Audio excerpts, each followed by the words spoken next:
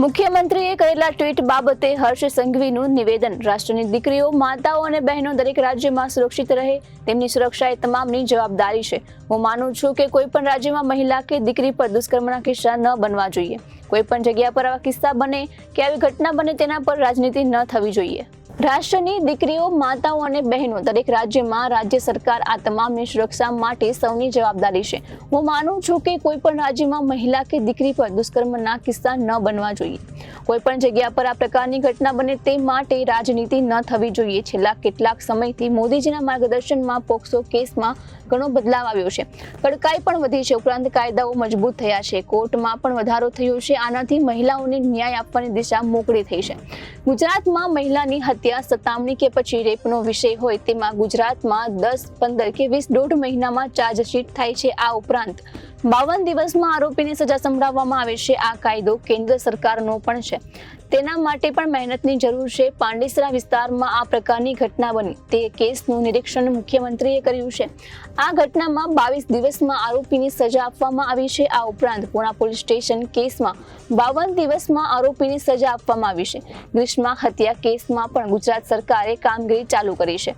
પુરાવાઓનો નાશ ન થાય તે માટે પોલીસ દ્વારા તાત્કાલિક કાર્યવાહી કરી 9 દિવસમાં કેસની ચાર્જશીટ રજૂ કરાઈ અને 82 દિવસમાં હત્યારાને ફાંસીની સજા થઈ।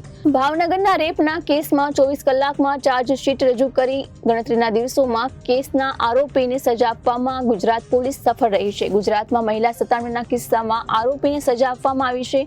કાપોદ્રામાં એક દીકરીનો પીછો કરી તેની સતામણી કરનારને 3 વર્ષની સજા ફટકારવામાં આવી છે। આ ઉપરાંત અમદાવાદમાં લિફ્ટમાં જતી દીકરીની છેડતી કરનાર આરોપીને 5 વર્ષની સજા ફટકારવામાં આવી છે।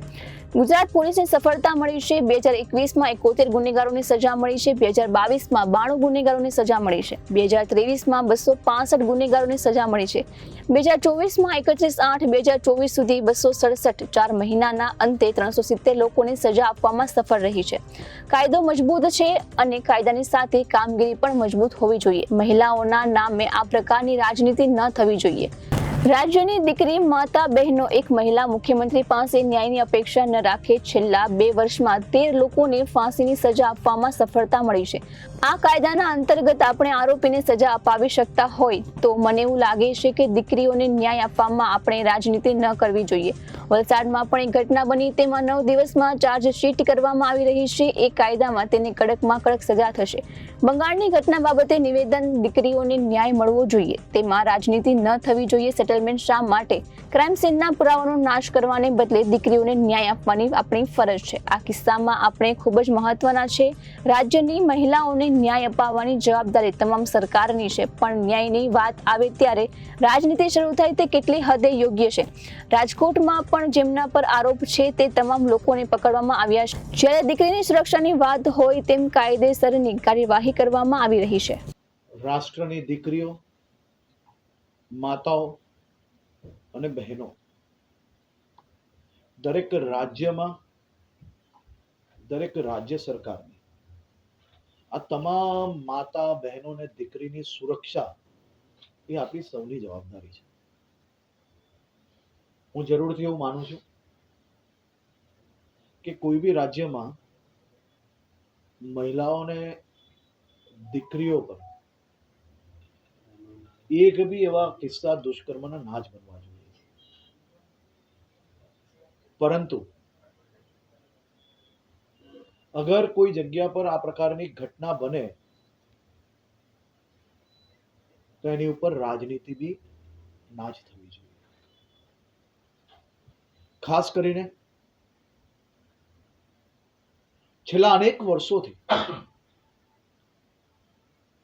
દેશના લોકપ્રિય પ્રધાનમંત્રી આદરણીય શ્રી નરેન્દ્રભાઈ મોદીજીના માર્ગદર્શનમાં દેશભરમાં પોક્સો એક્ટમાં જે બદલાવ આવ્યો, એની અંદર જે કડકાઈ આવી, એની સાથે સાથે મહિલા સુરક્ષાઓને લઈને કાયદાઓની અંદર જે બદલાવ આવ્યા, એની અંદર કડકાઈ વધી, એની કોર્ટોનો જે વધારો થયો, એના કારણે મહિલાઓને ન્યાય અપાવવું એ વધુ સરળ અને વધુ મજબૂતાઈથી એ લોકોને ન્યાય અપાવવાની ક્યાંક ને ક્યાંક દિશા મોકલી થઈ. ગુજરાતની અગર હું વાત કરીશ તો ગુજરાતમાં આપણે સૌ એના સાક્ષી છે કે કેન્દ્ર સરકારના આ જ કાયદા હેઠળ, ચાહે પોક્સોનો કેસ હોય, ચાહે એ રેપનો કેસ હોય, ચાહે કોઈ મહિલાના મર્ડરનો વિષય હોય કે પછી કોઈ મહિલાની સતામણીનો વિષય હોય, હું આ ચારે ચાર મુદ્દાઓ પર અમુક દાખલા આપની ચેનલના માધ્યમથી સૌ લોકો સુધી મૂકવા માંગુ છું. ગુજરાતમાં એવા અનેક દાખલા છે કે જે 10 દિવસમાં ચાર્જશીટ, 14 દિવસમાં ચાર્જશીટ, 13 દિવસમાં ચાર્જશીટ, 1.5 મહિનામાં ચાર્જશીટ, 16 દિવસમાં ચાર્જશીટ. ઘટના બનવાને 10 દિવસમાં ચાર્જશીટ થાય, 52 દિવસમાં આરોપીને ફાંસીની સજા સંભળાવવામાં આવે. પોક્સો એક્ટ જે આપણો છે એ પોક્સો એક્ટ અંતર્ગત જ બધા જ રાજ્ય પાસે આ કાયદો અવેલેબલ છે. કેન્દ્ર સરકારનો આ કાયદો છે. એના માટે માત્ર ને માત્ર મહેનતની જરૂર છે. આ મહેનત આપ સૌ એના સાક્ષી છો કે સુરતના પાંડેસરા પોલીસ સ્ટેશનમાં દિવાળીના આસપાસના સમયમાં જ્યારે એક નાની દીકરી પર આ પ્રકારની ઘટના બનેલી, મુખ્યમંત્રીજી પોતે એ કેસનું નિરીક્ષણ કર્યું, ગૃહમંત્રીને મોકલવામાં આવે અને કેસનું નિરીક્ષણ કઈ રીતે થાય કે 10 દિવસની અંદર ચાર્જશીટ, અને આ સૌ પોલીસ ઓફિસરોએ દિવાળીનો તહેવાર પોતાના પરિવાર જોડે ત્યાગ કરીને રાત દિવસ એક કરીને આ ચાર્જશીટ પૂર્ણ કરી અને માત્ર 22 દિવસ આ કેસ કોર્ટમાં ચાલે અને 23મા દિવસે એને ફાંસીની સજા મળે, પરિવારને ન્યાય મળે, પરિવારની જે આશા હતી, પરિવારને જે દુઃખ હતું, એ દુઃખની અંદર ક્યાંક ને ક્યાંક આપણે દુઃખ તો પૂરું ના કરી શકીએ, પરંતુ આવા આરોપીને સજા અપાવી એ એક બહુ મહત્વનો વિષય હતો. આ જ રીતે પૂના પોલીસ સ્ટેશનની અંદર 2022ની ઘટનામાં 14 દિવસની અંદર ચાર્જશીટ કરવામાં આવે છે, 52 દિવસની અંદર ફાંસીની સજા અપાવવામાં સફળતા મળે છે. પરિવારને ન્યાય માત્ર 52 દિવસની અંદર અપાવવામાં આ જ કાયદા હેઠળ ગુજરાત સરકારને સફળતા મળેલી. તમે સૌ એના સાક્ષી છો કે 21 વર્ષની આપણી દીકરી ગ્રીષ્મા પર એની હત્યા થાય. એની હત્યા પછી ગુજરાત પોલીસ દ્વારા, સરકાર દ્વારા એ હત્યાને ભવિષ્યની અંદર કોઈ બી યુવાન આવી હિંમત ના કરે તે માટે એક નમૂના સ્વરૂપ કેસ કઈ રીતે ઊભો થાય તે માટે કામગીરી ચાલુ કરવામાં આવે. અનેક પોલીસની ટીમો ઘટના સ્થળ પર ત્યારે જ પહોંચાડવામાં આવે, કોઈ બી એના જે પુરાવા છે એ નાશ ના થાય તે માટે સાયન્ટિફિકલી, ફોરેન્સિક, મેડિકલ આ બધી જ ટીમને સાથે રાખવામાં આવે અને તાત્કાલિક એની ઉપર કામગીરી ચાલુ કરીને માત્ર 9 દિવસની અંદર એની ચાર્જશીટ તૈયાર કરવામાં આવે અને 82 દિવસમાં ગ્રીષ્માના હત્યારાને ફાંસી અપાવવામાં આપણે લોકોને સફળતા પ્રાપ્ત થઈ. પહેલા 2 કિસ્સા એ પોક્સો રેપના આપ્યા, ત્રીજો હત્યાનો આપ્યો, ચોથો એક કેસ હું આપની સમક્ષ મૂકવા માંગુ છું. માત્ર 24 કલાકની અંદર ચાર્જશીટ કરેલી. ભાવનગરના રેપના કેસમાં 24 કલાકમાં ચાર્જશીટ કરવામાં આવે છે અને ગણતરીના દિવસોમાં આ કેસની અંદર સૌ ગુનેગારોને આજીવન કેદની સજા અપાવવામાં ગુજરાત પોલીસને સફળતા મળે છે. આપણે સૌ જાણીએ છીએ કે માત્ર રેપ, પોક્સો, મર્ડર સિવાયની ઘટનાઓ બી મહિલાઓ જોડે ઘણીવાર બનતી હોય છે. એની સતામણી, પીછો કરવો, ખરાબ ઈશારાઓ કરવા, માત્ર રેપ, પોક્સો અને મર્ડરમાં જ નહીં પરંતુ ગુજરાતની અંદર મહિલાઓને સતામણીની અંદર બી આપણે ખૂબ મોટી સફળતા એ લોકોને સજા અપાવવામાં મળી છે. છેલ્લા 1 અઠવાડિયામાં 2 એવા કિસ્સા આપ સૌ બી જાણો છો કે આપની સમક્ષ આવ્યા. કાપોદ્રામાં એક દીકરી રિક્ષામાં જતી હોય છે, એનો પીછો કરનાર વ્યક્તિને કોર્ટ દ્વારા એને કોઈ બી ફિઝિકલ સતામણી વગર ખરાબ ઈશારાઓ, ખરાબ પ્રવૃત્તિઓ અને ખાસ કરીને એનો પીછો કરવો ને દીકરીને હેરાન કરવી, એના માટે એને 3 વર્ષની સજા ફટકારવામાં આવે છે. આ જ પ્રકારે અમદાવાદમાં લિફ્ટમાં જતી દીકરીને હેરાન કરવા માટે એને ખરાબ ઈશારાઓ કરનાર વ્યક્તિને પર 5 વર્ષની સજા અપાવવામાં ગુજરાત પોલીસને સફળતા પ્રાપ્ત થઈ છે. છેલ્લા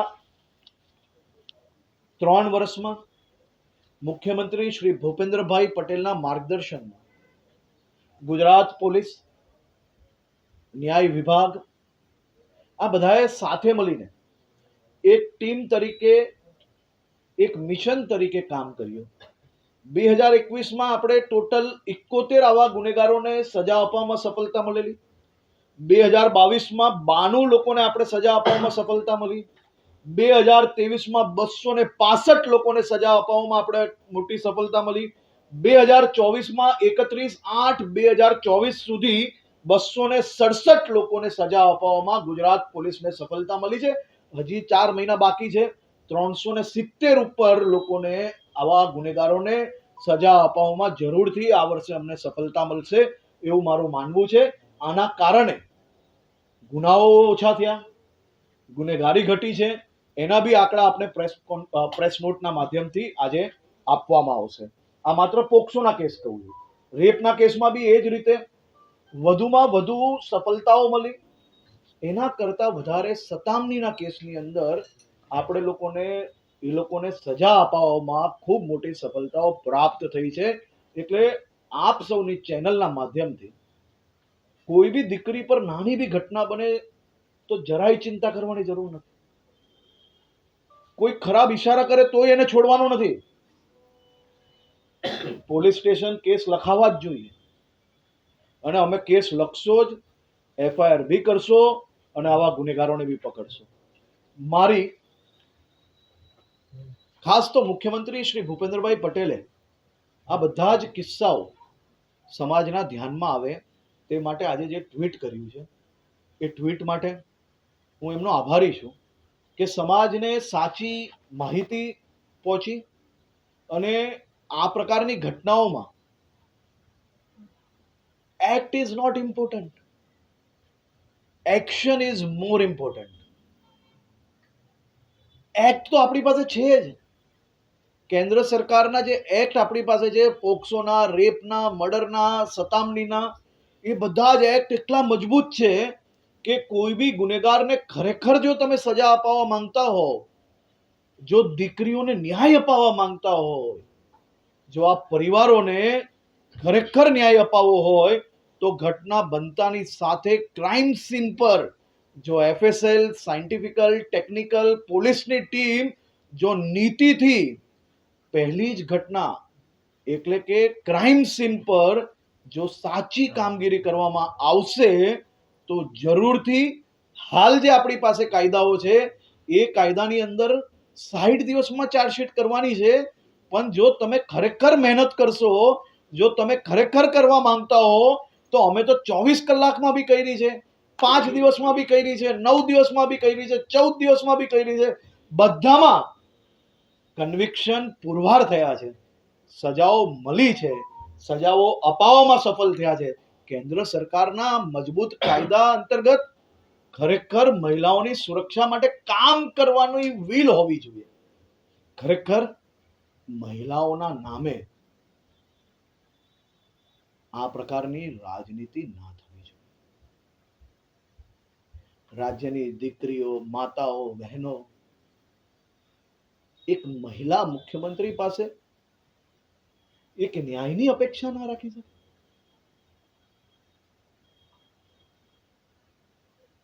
આ બધા કાયદાઓ અવેલેબલ છે અને બધા કાયદા ઓનલાઈન અવેલેબલ છે. અને આ બધા કેસીસ મેં આપને જે કયા એ કોર્ટના એક પછી એક મહત્વના ચુકાદાઓ એ આપણે સૌ લોકોએ કવરેજ બી કર્યા છે.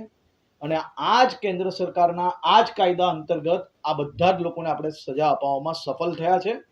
છેલ્લા 2 વર્ષમાં 13 લોકોને ફાંસી અપાવવામાં આપણે સફળતા મળી છે. અને આ કોઈ બી ફાંસી એવી નથી કે જેને વર્ષ ઉપર બી સમય લાગ્યો હોય ફાંસી અપાવવામાં. કોઈક ફાંસી 30 દિવસમાં, કોઈક 35 દિવસમાં, કોઈ 52 દિવસમાં, કોઈ 81 દિવસમાં. આટલા ટૂંકા ગાળામાં જો આપણે ન્યાય અપાવી શકતા હોય આ જ કાયદા અંતર્ગત, તો મારું એવું માનવું છે કે ક્યાંક ને ક્યાંક આ દીકરીઓને ન્યાય અપાવવામાં, આ દીકરીઓની સુરક્ષા આપવામાં આપણે કોઈ બી પ્રકારની રાજનીતિ ના કરવી જોઈએ. હમણાં જ વલસાડ જિલ્લામાં એક ઘટના બનેલી. એક ગરીબ પરિવારની દીકરીને, આપ સૌ લોકો જાણો છો એ કિસ્સાને, એ ગરીબ પરિવારની દીકરીને એના પિતાના મિત્ર દ્વારા જે પ્રકારે જે ઘટના બનેલી, આજે સવારે જ માત્ર 9 દિવસની અંદર વલસાડ પોલીસ દ્વારા એની ઉપર ચાર્જશીટ કરી લેવામાં આવી. અને હું આપને કહું છું કે આ જ કેન્દ્ર સરકારના આ જ કાયદા અંતર્ગત જરૂરથી એને કડકથી કડક સજા મળશે.